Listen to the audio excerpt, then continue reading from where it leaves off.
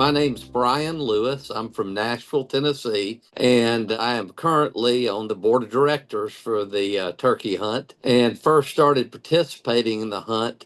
I'm wanting to say around 96 to 97, so I might be close to coming upon my 30-year anniversary. My earliest memory, I've got a little background. I referred to as the Nashville connection. We had Jeanette Rudy, Ray Bell, and Lieutenant Glenn Yates. They had been coming to the hunt many years prior to me coming my first time. And I got an invitation from those three people. I am almost positive I killed my first turkey in Kansas. The first hunted, I want to say about 2 miles outside of town. There was a young man from Wichita. His name escapes me right now, but his family had some property basically within the city limits. And we set up early one morning, and there was a railroad trestle going out of town, and I think that's if my memory serves me correct, that's either going east or going north. And we were in a field right by the railroad trestle. He called in two Rios, and I brought my shotgun up, and I mean, I was nervous, shaking, and I shot. And at first, I didn't know I'd hit one. And sure enough, I had dropped a beautiful Rio. He might have had a 6-inch beard at the best and nubs for spurs, but that was my first turkey I had ever killed. And I killed it in Kansas on my first hunt. I have been hunting with Dave Cornish. It's my understanding, I think Dave Cornish was there from the very beginning when Governor Hayden and Senator Frank Gaines, I think, basically had the idea to start the hunt. And Dave was one of the first guides. 6 years ago, 6 to 8 years ago, I won the hunt, was the top gun.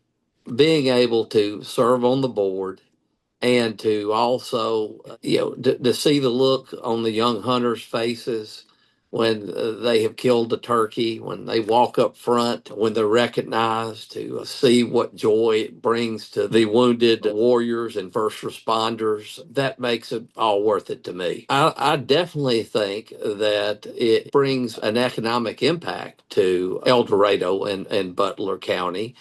I think it is an economic benefit, sheds a good light on El Dorado.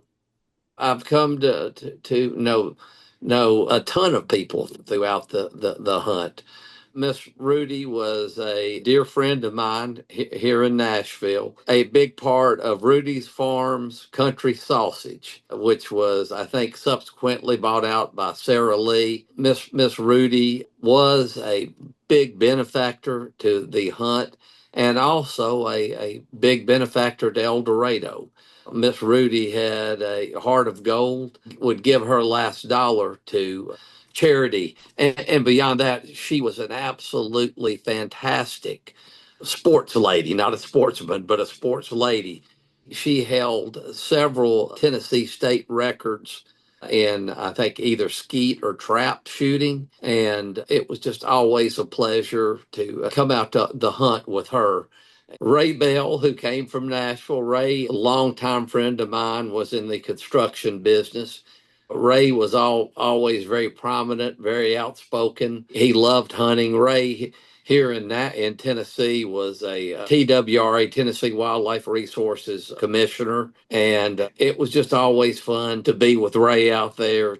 And I'm going back to when the hunt was hosted in the what used to be the Red Coach Inn. At night, another hunt participant, Matt Raymond, would set up a bar in his room and everybody would get in there and socialize, sing. Certain people would bring guitars and just the fellowship that's had during the course of the hunt. And Ray, being Ray Bell, being the character he was, some of the things he said, him singing, that just sticks out in my mind. Becky, who has been a big part of the hunt.